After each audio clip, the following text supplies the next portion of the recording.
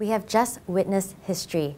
US President Donald Trump and North Korean leader Kim Jong Un have met for the first time today in Singapore at 9 a.m. at the Capella on Sentosa. With me here is Shawn Ho. He is an Associate Research Fellow at the S. Rajaratnam School of International Studies. Thank you so much, Shawn. Thank you for having me. So right now we're going to analyze the initial handshake that happened between Mr. Kim and Mr. Trump. What are your thoughts, immediate thoughts of what happened? The handshake lasted about 12 seconds, and I think it's noticeable that North Korean chairman Kim Jong Un came out from the left side. US President Donald Trump came out from the right side. Perhaps that also reflects the political spectrum in which they are from. It was a brief handshake, brief comments when Donald Trump met Kim Jong Un. Much shorter than the Ma Ying-jeou, Xi Jinping meeting in Singapore. And compared to the Ma and Xi one, which lasted, I think, 81 seconds. Yes, I think in the context of the fact that only limited number of journalists can be allowed to be there at Capella Hotel, and obviously in 12 seconds they have gotten all their shots. But I believe the Xi Jinping Ma Ying-jeou meeting in Shangri-La Hotel a few years ago were filled with much more journalists from different angles, so they wanted to get that kind of media coverage. What about their pace at which they were walking to the center?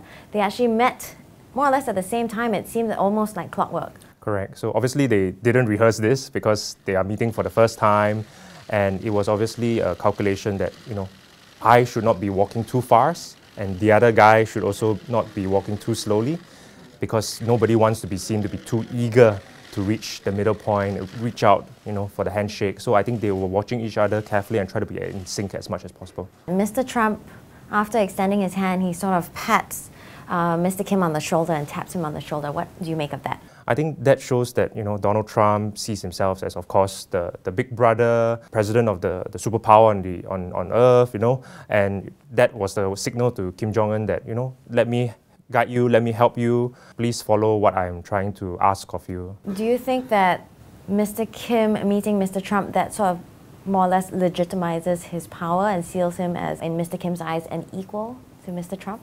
I think definitely this is very much an acknowledgement of state-to-state relations, seeing both of them meeting on such a historic day with both their flags in the background. I think this is as much legitimacy as you can get from the superpower.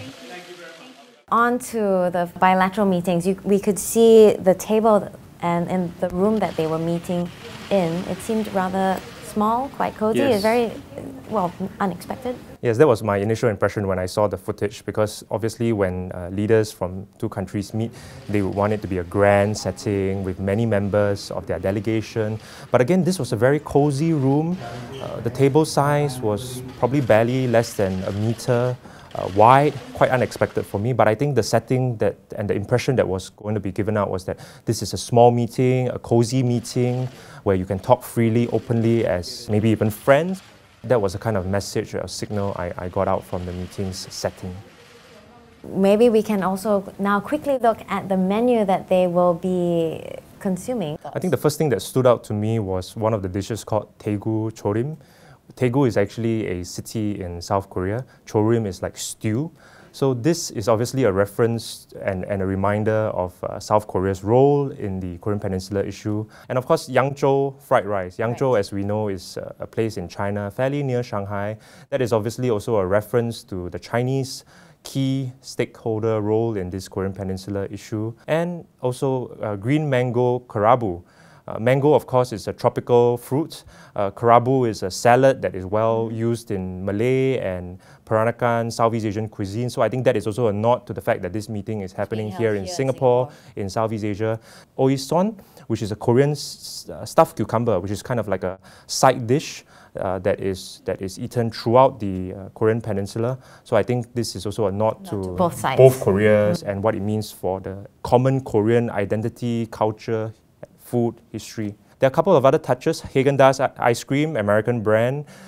Some French words are being used as well, perhaps to talk about the French or European involvement at some point in time in the future of the dismantling or denuclearization process. Thank you so much, Shawn, for sharing all your insight with us. So for more updates, do log on to thestraitstimes.com. You can also follow us on Twitter, Instagram, and Facebook.